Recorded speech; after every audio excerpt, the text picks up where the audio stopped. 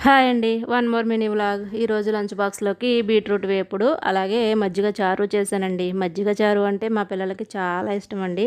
ఇంకా ఇవైతే చేసేసి నేను లంచ్ బాక్స్ రెడీ చేసేసి స్కూల్‌కైతే పంపించేసానండి. తర్వాత చూడండి నాకు ఈ గిన్నెలు, సామాన్లయితే ఎక్కడెక్కడ ఉన్నాయన్నమాట. అంతా సర్దుకోవాలి.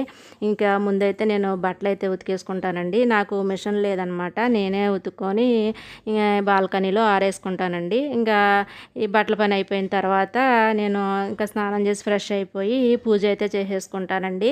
చక్కగా ప్రశాంతంగా ఉంటుందన్నమాట. పొద్దున్నే ఉదయాన్నే హడావిడిగా చేసుకునే కంటే మనము ఇట్లా కొంచెం రిలాక్స్‌గా చేసుకుంటే మనసుకి చాలా తృప్తిగా అనిపిస్తదండి.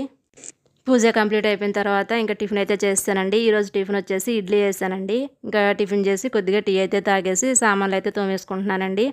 పిల్లలు స్కూల్‌కి వెళ్ళిపోయిన తర్వాత ఇంట్లో ఆడవాళ్ళు ఖాళీగా ఉంటారని అనుకుంటారు గానీ, మనం చేసే పనులు మాత్రం ఎవరికీ